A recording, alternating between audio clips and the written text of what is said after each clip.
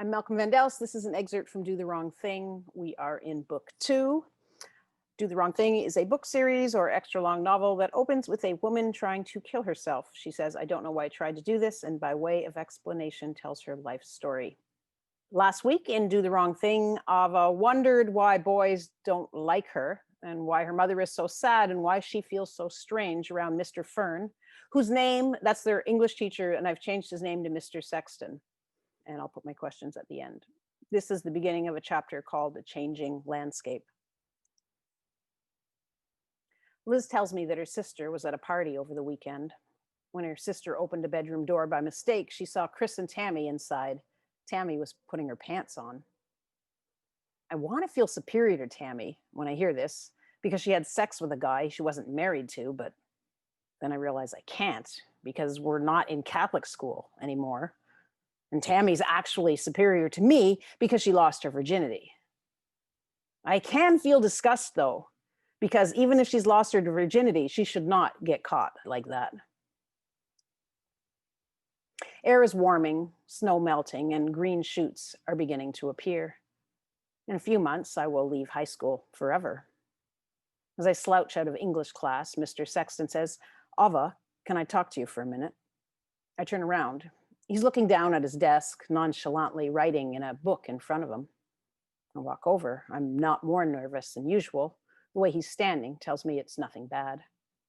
"What are you going to do next year?" he asks. He's still looking down at the notebook with a slight smile on his face. "University," I say. "What are you going to study?" He looks up at me. I hear voices in the hallway dying out as students enter classrooms for next period. I've got a spare. I hear the doors close and the voices cease. "Social work," I say. "Ah, save the world, eh?" I smile half-heartedly, then look down. "Do you ever think about writing?" I look up sharply. He's looking right at me. I shake my head and drop my gaze down again. "You should." I raise my head and stare at him. He's serious. "Okay," I say. I don't move. I look down at his desk and notice the wood grain. "What kind of writing? Like a journalist?"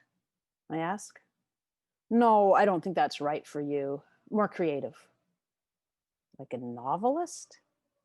"More like that." I look up to see him smiling at me. "Thanks," I say quietly. I don't mean it. I don't not mean it. It's just an automatic thing you say. I feel weird. My brain has lit up and my heart is trying to pound, but I'm trying to keep it from pounding. I don't even know why I'm trying to keep it from pounding. "Don't thank me," he says. He continues to smile. No teasing. I nod, turn, and walk slowly towards the door. I'm not a writer, but I love Mr. Sexton. I believe in him. I trust him. In the hallway, I force myself to move slowly until, far enough away from him, I run. Terry, a bad kid I don't normally talk to, rounds the corner. "Hey, can I bum a smoke?" I accost him. He looks at me funny and retrieves a Du Maurier from his pack. "Thanks," I say as I take it. I run past the cafeteria doors out into the smoking area, where I never go. The only time I smoke is when I'm drinking or at dances or parties. "Can I get a light?" I ask Tia. She looks at me funny too, like Terry, but obliges. I leave the smoking area. Oh, just to let you know, I've changed the spelling of smoking because in a previous piece, Ava describes smoking and says that it should be spelt the phonetic way. So now she's using the phonetic way of spelling it. I leave the smoking area, head around the corner to a secluded alcove beside the school's back doors. I look up to a clear blue sky with a few clouds drifting by, way, way above. A cold wind whips around me, gets caught in the alcove, and creates dust devils, pitching leaves and dirt in circles. I shiver. I forgot to put on my coat. I take a long drag on Terry's cigarette and stare into the half space. I shiver again. Look up at the faraway clouds. Again. I'm not me. That's what I feel. I'm a character, and this is a movie that I'm watching. Real people don't write. Real people don't make art. Artists are better than real, normal people. Artists can do whatever they want. They can be crazy. They can dress weird. They can get really fat. They can drink too much, end up in jail. Wait, they don't have to get married. They do lead horrible lives sometimes. I look at my feet. A writer. Artists are almost gods. They're demigods. A cold lightning bolt runs through my body.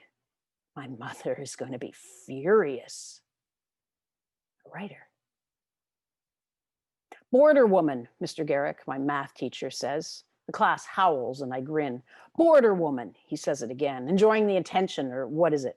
He enjoys that the class is laughing at his joke, which they're laughing at how bad it is, but he doesn't realize that. Woman. Maybe that's why they're laughing too. The inside and out complete ridiculousness of calling me a woman. I'm on the border of a C and B in math. That's what he's talking about. Everyone knows it, and everyone knows that I need that B to get into university. Okay, I don't strictly need it, but it will help a lot. I've stopped caring about being top tier. I read books during spares instead of hanging out with Liz and Kathy. They only befriended me anyway, out of sympathy. I talk to unpopular kids and actually find them interesting. I'm sad. I'm lonely. But Mr. Sexton says I can write. He likes me, and everyone likes him, even if they won't admit it. He likes the stuff I put in essays where I write what I can't say, where I'm myself, not the person I think people want me to be. Ivan Kruk is dying about Border Woman. He's laughing so hard, he's shaking. Ivan is one of the kids I now speak to.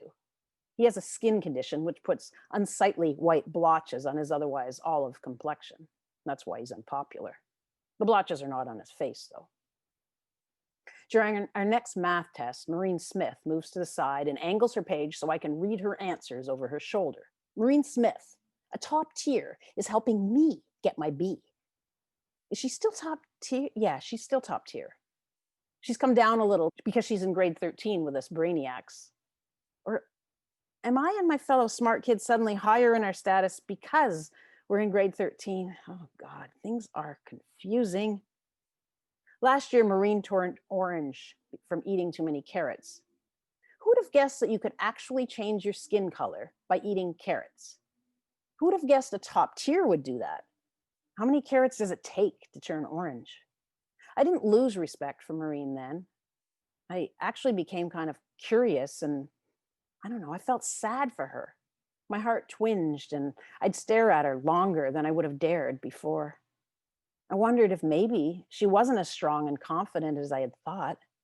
If maybe being top tier didn't mean you were happy and immune to the problems we status lacking individuals had. I mean, I'm not entirely without status. I am second tier. Marina's still best friends with the sneering, sarcastic Tia, though. I'd never try to be friends with Maureen and risk finding myself in Tia's radar. How does it happen that a top tier helps me cheat on a test? How did she know the answers? Has she been smart all along, only not interested in showing it?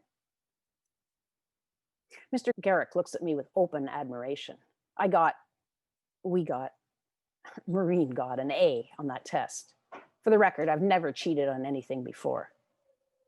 He now asks me questions in math all the time, which is awkward, but he helps me through the answers, which is hilarious. The class laughs, and I'm some kind of math star. I swear, Mr. Garrick thinks I'm a genius who's been hiding in plain sight all this time, merely not working. Border woman.